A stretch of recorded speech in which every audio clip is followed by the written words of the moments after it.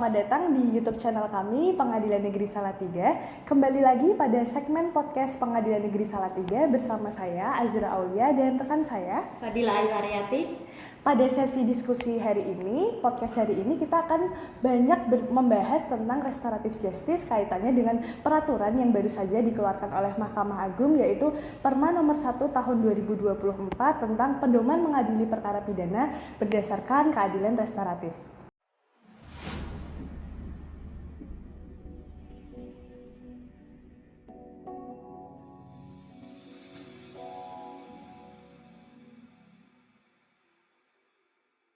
Nah, saat ini sudah bergabung bersama kita semua narasumber dari Hakim Pengadilan Negeri Salatiga, yaitu Ibu Anggi Mahacakri SHMH. Selamat pagi, Bu. Selamat pagi. Ya, terima kasih sudah berkenan memberikan waktu dan pencerahannya. Sobat peradilan, kita sudah mengetahui secara umum terkait dengan restoratif justice, dan juga aparat penegak hukum juga sudah banyak yang mengetahui dengan terkait dengan restoratif justice. Nah, untuk restoratif justice itu sendiri kita tanyakan ke narasumber kita. Ibu Anggi, apa sih sebenarnya restoratif justice itu? Baik, di sini keadilan restoratif adalah pendekatan dalam penanganan perkara tindak pidana dengan melibatkan para pihak, baik itu pihak korban, keluarga korban, terdakwa atau anak, keluarga terdakwa atau keluarga anak, dan atau pihak lain yang berkaitan dengan proses dan tujuan untuk pemulihan dan bukan untuk pembalasan. Baik Ibu, terima kasih atas penjelasannya. Kemudian untuk keadilan restoratif justice ini kita kan sudah mengenalnya di Undang-Undang Sistem Peradilan Pidana Anak. Nah, bentuknya ini untuk penyelesaian khususnya dalam perkara pidana. Namun Mahkamah Agung ini kan mengeluarkan Perma nomor 1 tahun 2024 yang mana di dalamnya dijelaskan bahwa restoratif justice ini adalah sebuah pendekatan. Apakah yang membedakan keduanya antara pendekatan dan penyelesaian? Oh, begitu ya. Jadi di sini pada intinya restoratif justice dalam sistem peradilan pidana anak sebagai bentuk penyelesaian perkara sehingga perkara dihentikan dan tidak dilanjutkan. Namun kalau pendekatan restoratif justice di perkara pidana biasa ya, perkara pidana biasa tetap dilanjutkan dan produk yang dikeluarkan adalah putusan hakim. Namun apabila ada kesepakatan perdamaian di proses restoratif justice, maka majelis hakim akan mempertimbangkannya di dalam putusan.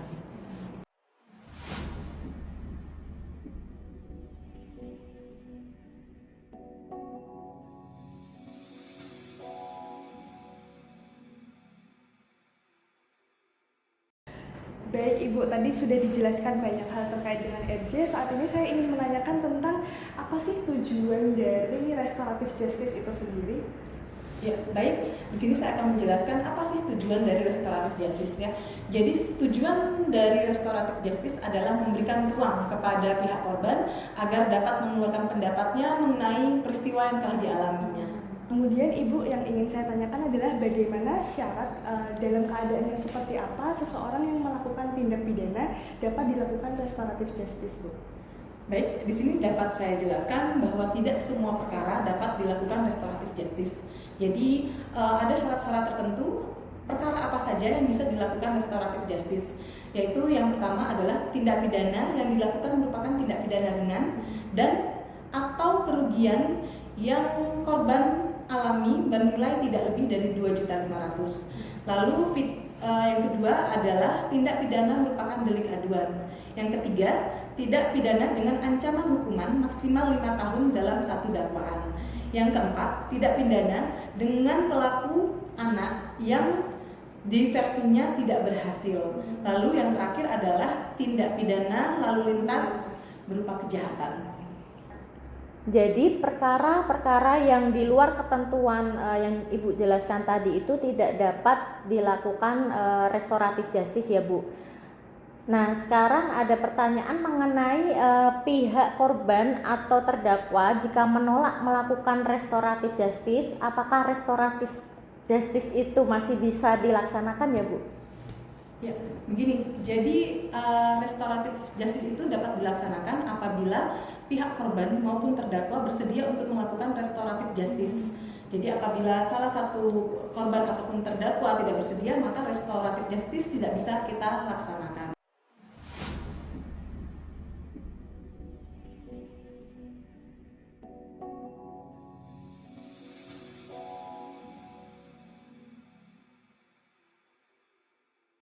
Baik Ibu, bagaimana dengan perkara yang tidak ada korbannya atau kita sebut dengan victimless crime?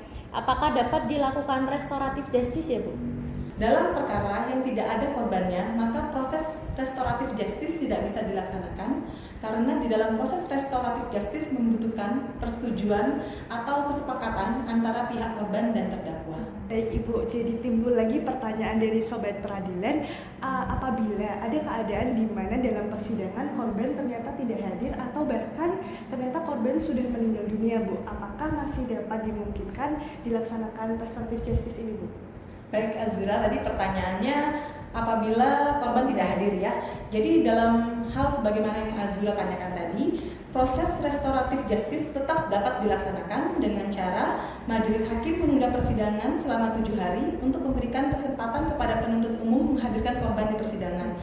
Dan apabila ternyata korban sudah meninggal dunia, maka ahli waris dari korban dapat mewakili untuk melaksanakan proses restoratif justice.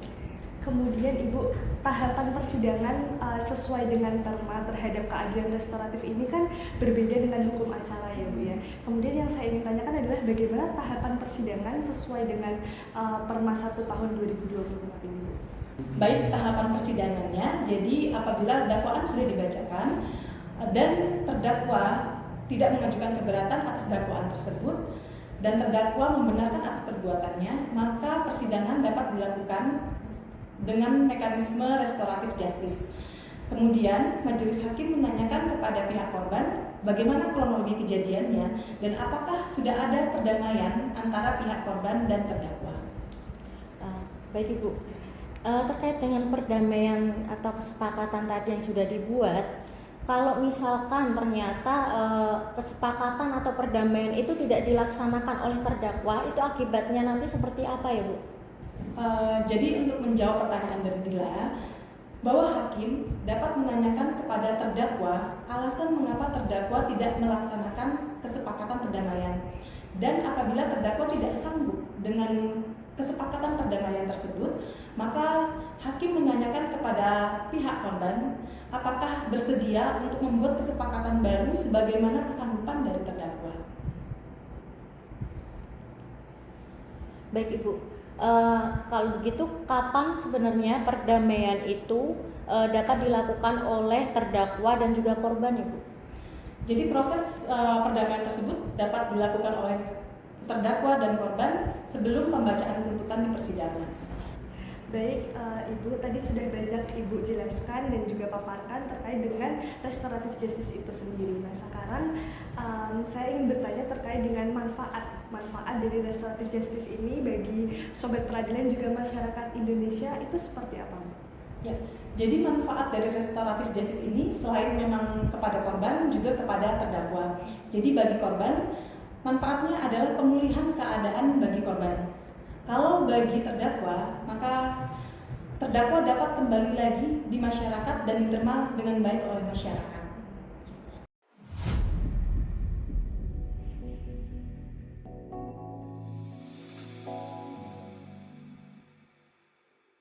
Baik Sobat Peradilan, itu tadi penjelasan dari Yang Mulia Ibu Anggi Mahacakri tentang restoratif justice. Semoga bisa menjadi bahan referensi untuk kita dan juga bermanfaat untuk Sobat Peradilan seluruh Indonesia. Baik, terima kasih Ibu Anggi atas kesediaan waktu dan juga pencerahan tentang keadilan restoratif ini. Sobat Peradilan, kami undur diri. Jangan lupa tonton terus channel YouTube kami Pengadilan Negeri Salatiga. PN Salatiga, smart, smart, smart, yeah!